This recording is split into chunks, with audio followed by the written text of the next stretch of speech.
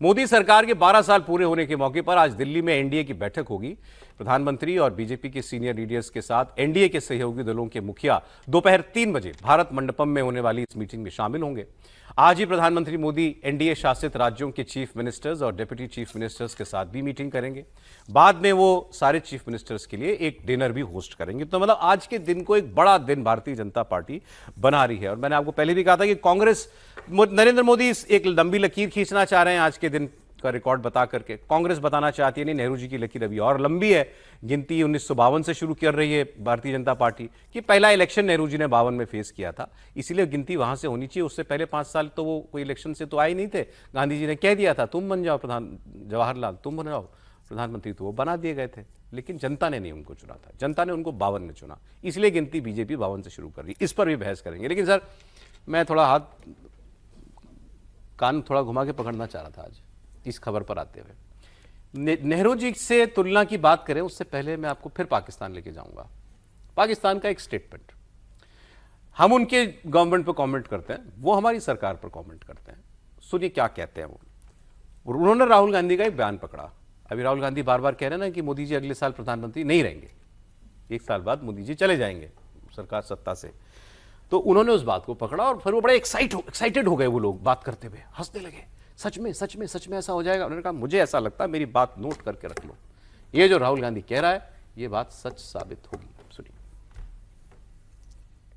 लावा फट सकता है, लावा बनना शुरू हो गया है। अच्छा। और ये जो वो कह रहे हैं 1 साल, जाहिर है कि अभी वो जीता है उन्होंने इलेक्शन, एक by election, important by election जीते हैं, तो ये तो नहीं कह सकते कि अभी फारग हो जाएगा। मगर ये भी बड़ी हिम्मत है उनका ये कहना कि 1 साल में फारग हो जाएगा। अब लीडर ऑफ द ऑपोजिशन पहली दफ़ा उन्होंने हिम्मत की और कहा कि ये नहीं लास्ट कर सकता। और मेरे भाई यही तजज़िया है कि नरेंद्र मोदी के दिन जो है वो गिने जा चुके हैं।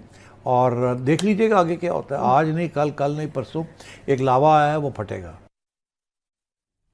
लावा है, उबल रहा है, किसी दिन फट जाएगा। राहुल गांधी की बात जो है वो कह रहे हैं सही साबित हो जाएगी। हाँ सर, आपका एक कमेंट आ जाए इस पर फिर मैं आगे। नहीं, मैं कह रहा था कि नजम सेठ साहब और पाकिस्तान के लोग राहुल गांधी के बयान को इतनी गंभीरता से ले रहे हैं, तो मुझे लगा कि इसलिए पाकिस्तान की ये हालत है। मतलब राहुल जी के बयान को गंभीरता से जो व्यक्ति लेगा, उस देश की, उस राज्य की क्या हालत होगी तो वो दिख रहा है। नहीं, उनकी इच्छा है 4300 नहीं, पाकिस्तान की तो इच्छा रहेगी। और राहुल गांधी तो जानते हैं कि उनकी बात भारत से ज्यादा पाकिस्तान में गंभीरता से देखने में क्या जाता है, देखते रहे। लेकिन सर 4399 दिन नहीं सर, अगर देखें कि प्रधानमंत्री मोदी के मुख्यमंत्री का भी काल देखेंगे तो 9013 दिन लगातार प्रधानमंत्री मोदी को अपनी भूमिका निभाते हो गए। और जब 2014 का जब चुनाव जीता था प्रधानमंत्री मोदी ने, तब प्रधानमंत्री मोदी ने जब भाजपा मुख्यालय में आए थे, तब उन्होंने बड़ा एक अच्छा वक्तव्य कहा था।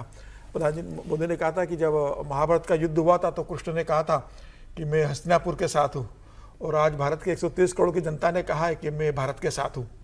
मतलब उन्होंने ठीक है। नहीं, ये बात मैं, ये बयान मैंने आपको पहले इसलिए दिखाया कि एक तरफ तो बात हो रही है कि इतना बड़ा रिकॉर्ड बनाया, दूसरी तरफ हमारे देश में बात चल रही है। उन्होंने राहुल गांधी का ही तो बयान पकड़ा कि 1 साल में मोदी जी प्रधानमंत्री नहीं रहेंगे, जो बार बार स्टेट्स के इलेक्शन जीत रहे हैं। अभी बंगाल का इलेक्शन जीते, राज्यसभा में मतलब कोई बड़ी बात नहीं है, बीजेपी को 29 से पहले मेजोरिटी मिल जाए, या एनडीए को तो 2/3 की तरफ वो ले जा ही रहे हैं, राज्यसभा में बीजेपी को मेजोरिटी मिल जाए, तब ये बात कहना कि मोदी 1 साल के बाद प्रधानमंत्री नहीं रहेंगे। त्रिपाठी जी। नहीं, देखिए, मुझे लगता है कि किसी को भी वो ख्यालों में रहने से कुछ अच्छा गुदगुदाए, थोड़ी हंसी आए, तो उसमें कोई रोक नहीं है। और पाकिस्तान तो राहुल गांधी का पहला बयान थोड़ी ना है।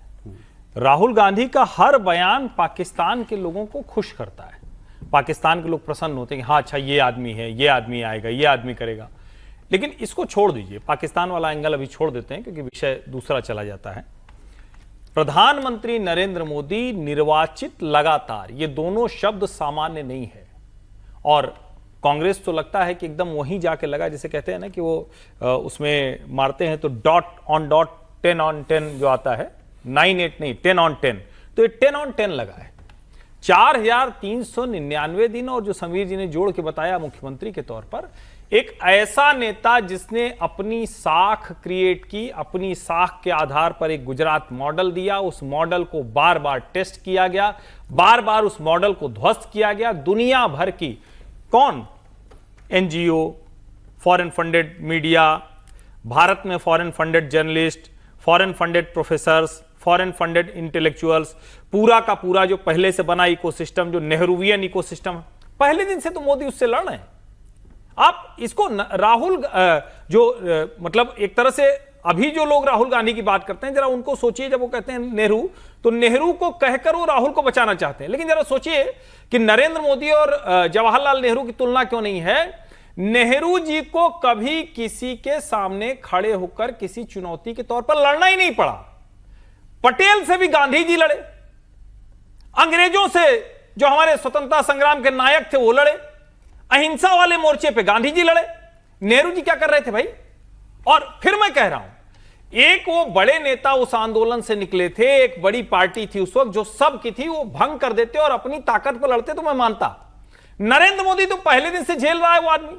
उसकी पैदाइश ऐसे घर में हुई जहां कुछ नहीं मिल रहा था, पैदा होकर संघ के प्रचारक के तौर पर, संघ के स्वयंसेवक के तौर पर न हुआ हो तो शायद जीवन की सामान्य चीजें नहीं मिलती। संघ के प्रचारक से जब वो भारतीय जनता पार्टी में आए तो वहां भी तो इसी तरह की चीजें झेलनी पड़ी होंगी।